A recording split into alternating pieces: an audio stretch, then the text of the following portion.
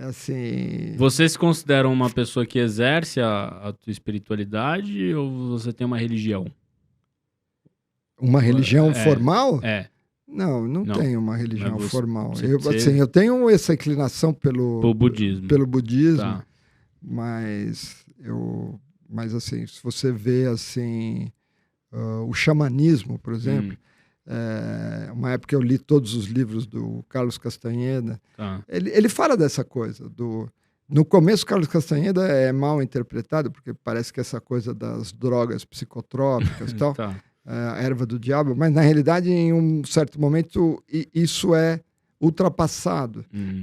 Tem a ver com o mistério que está em torno da gente, né? Então isso está presente em todos os cantos. A Bíblia, Torá, esses livros sagrados são extremamente difíceis de serem lidos, extremamente difíceis, mas quando você lê à luz de alguém que conhece e você consegue discutir, você tem interpretações absolutamente maravilhosas que podem ser úteis para qualquer momento. É óbvio que um cientista pode fazer uma visão crítica e falar, bom, se qualquer interpretação vale, né? Então, mas na realidade, quando você fala da transcendência, isso escapa às palavras, ela vai além das palavras. O budismo tem algum referencial teórico, assim, livro? Muita coisa. O budismo, eu acho que... Qual que é o livrão do budismo? É que tá... o Buda em si nunca escreveu nada. Né? Fizeram um concílio depois que ele morreu, tentando juntar as peças. Juntaram umas frases dele lá? Muita coisa. Muita coisa. Né? Mas aí ele vai se espalhando, porque isso é típico de um sonho, né?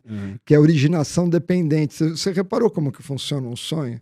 Reparou como que funciona a tua vida? Você vai para um lugar, aí dali surgem outras opções, você tem outras... E você vai andando, você não sabe nem por que você está andando. E na mente humana, coletivamente, o que aconteceu foi isso, né? Então você tem o Zen budismo que vai para uma linha, você vai para outra que vai... Eu tive uma imagem muito clara do que isso significa. Então, estou falando só do budismo, né? Mas você pode falar de qualquer coisa transcendental, é exatamente isso que acontece. Eu estava com a minha filha, a gente estava na represa e a gente viu a lua nascendo. Foi uma coisa maravilhosa. A lua cheia. Foi assim um susto. Pá! De repente aquela lua enorme. E aí a gente começou a andar e em cada lugar que você andava no campo, a lua aparecia de um jeito. Porque sabe quando não sei se já teve essa impressão, assim, você vira para um lado, vira para o outro, ela parece... Você tem a impressão que ela está para aquele lado, mas de repente como vira a paisagem e você vai mexendo... De repente ela está virada para outro lado. De repente ela está de um jeito, de repente ela está do outro. Então eu acho que é exatamente isso que é a transcendência. É uma coisa que está muito acima da gente, mas cada um que enxerga aquela paisagem, enxerga aquela beleza, fala, não, a realidade é essa. A verdade é essa. É esse jeito de enxergar que é o certo. Então você cria a sua igrejinha, junta as suas pessoas, você tem a sua realidade... Mas um outro que virou para o outro lado está enxergando de um outro jeito. Não, a lua está para lá. Ele enxerga a lua para o outro lado. E ele tem certeza que está para o outro lado. Porque dentro daquela realidade é daquele jeito que ele enxerga. E qual que está certo e qual que está errado? O que está certo é aquele que enxerga que não é nada disso, que está além. Né?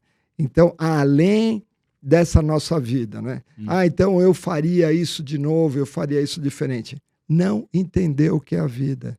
O que é a vida é perceber que isso foram movimentos que aconteceram e que você foi arrastado para cá e para lá e que você tem que entender que você pode transcender isso e aspirar uma verdade, uma alegria, uma plenitude muito maior que não dependa desses movimentos da mente. E se, né? E se eu fizesse? Nossa, a gente fica sofrendo. Né? É por isso que tem insônia. Nossa, insônia. Já pensou? Aí você... Caio, mas você tá me arrastando, né? Porque a gente saiu do... Não tem problema. A gente saiu do sono, assim. Mas é o quarto estado de consciência. Essa era a intenção. Quarto estado de consciência, né? A gente tem acordado, tem o sono com sonhos, o sono sem sonhos e a meditação. Você tá acordado e ao mesmo tempo tá olhando para dentro de você. Você tem um grande sonho? Um grande sonho? Bom, quando todo bom budista é atingir a iluminação, né? E como é que que é a iluminação? É entender as coisas como elas são. Tá. Né? Entender as coisas como elas são. Você consegue transcender essa visão pragmática e distorcida da realidade. Tá. Você enxerga a realidade como ela é. Tá. Né? E é uma realidade transcendente aqui e agora. Está acontecendo aqui. Você acha que você vai conseguir? Nessa vida? Nessa vida? Eu só tenho assim, uma boa hipótese, uns 20 anos. Não, pô, pouco. Mais. 60? Mais. 30 anos. Tá. Eu vou tentar. Tá. Outro dia estavam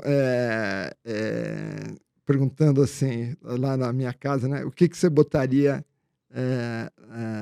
quando você for enterrado e tal? Você põe no seu túmulo.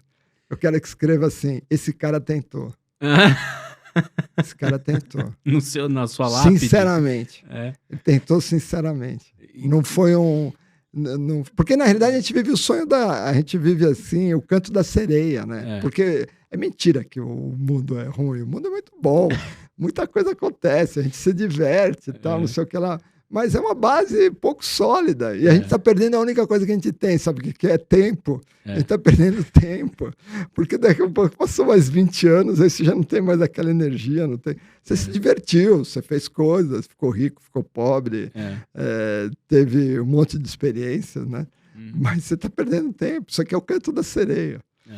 Mas, ao mesmo tempo, a gente tem que viver essa vida. Isso é muito curioso. Eu não entendo isso totalmente.